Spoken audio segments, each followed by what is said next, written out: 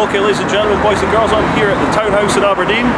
We're very privileged. We've got an interview, exclusive interview with Councillor Len Ironside ahead of the big match against Aspen Faith at Aberdeen Anarchy 2014, May 10th at the Beach Ballroom.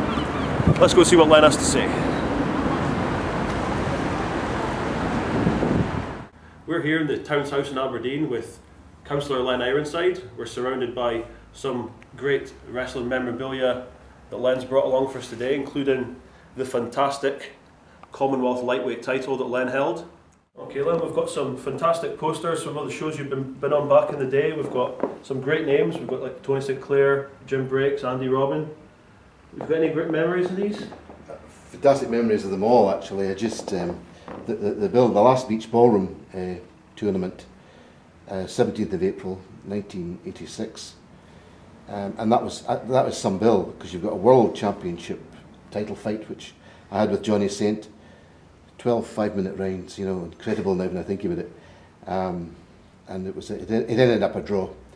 It was one of the first times that we had ladies up in Aberdeen, Mitzi Muller and Kate, Klondike Kate. She was a tremendous personality, Klondike Kate.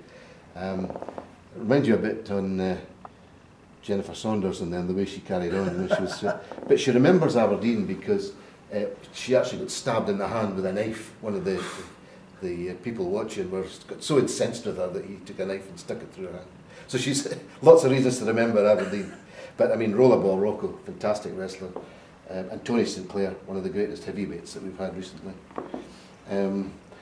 Again, there's a couple of bills here. This wrestling bill was actually from the music hall, the yellow one with Andy Robbins.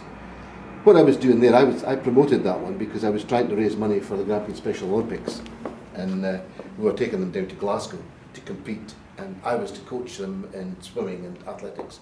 So we put on this wrestling tournament for them, and got big stars like Andy Robbins, who was one of the greatest heavyweights Scotland's ever seen. Probably should have been a champion more than he was, but he was unpredictable, was Andy, and he's always remembered for his bear, Hercules the bear. But that was another great time. We've got a Marty Jones on here, and this was a tournament that was in Aviemore. Marty Jones and the Mongolian Mauler. Fantastic Marty Jones. And you'll see on that bill also Robbie Brookside, who was a great star. Again, Danny Collins, Rollerball Rocco. Fantastic tournaments. Of course, Robbie Brookside now, of course, many of the young fans will now know him. He's now a trainer with WWE. Marty Jones obviously is very influential, possibly the biggest influence on William Regal's career.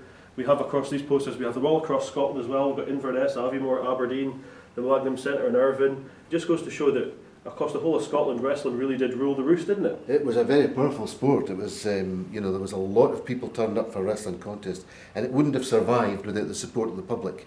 So it's tremendous the way that it took off then.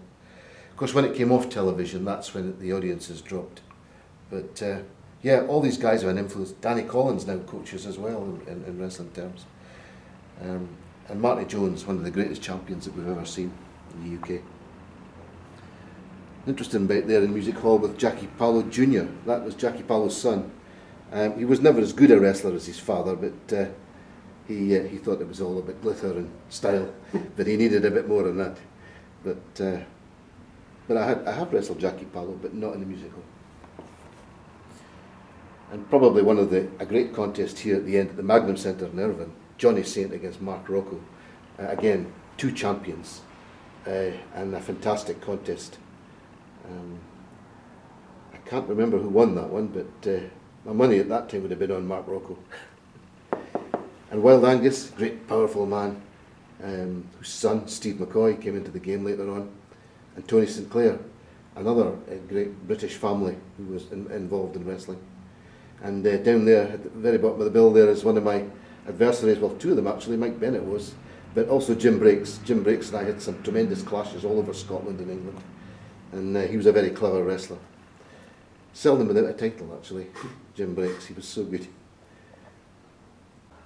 Just want to ask you, Len, pleasure to meet you again. How are you doing? How's the training going? It's gone very well, Martin. Thanks for asking about it. It was a struggle to start with, but you know, I've lost a stone already, so I'm doing well, and I'm determined to make a good impression at WrestleZone. Good stuff. How has the reaction been from your colleagues? Obviously, we're in the town's house, so I'm sure that the councillors have had something to say to you. Absolutely. Actually, they've been very supportive from all parties. It's been great. And there'll be quite a few of them coming along on the 10th of May to see the tournaments. But one of them was very offended because I'd been knocked down by an elbow from Aspen Faith. She was very, very upset about that.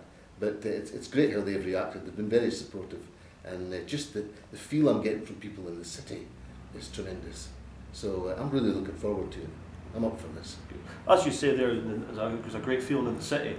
The wrestling obviously unites people. You see all these great posters we've got around here. You have your trophy that you won in Avi Moore. We've got a fantastic picture of you with Johnny Saint. Wrestling is something that can unite the city, can it? Oh, absolutely.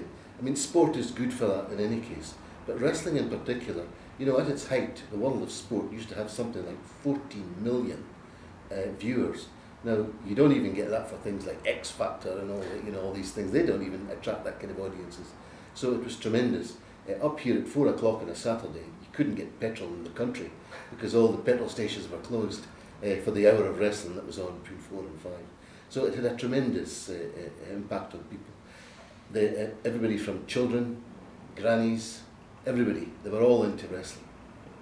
And I have to obviously ask, are you looking forward to reuniting with your old friend Marty Jones? He's going to be in your corner on May the 10th at the Beach Ballroom.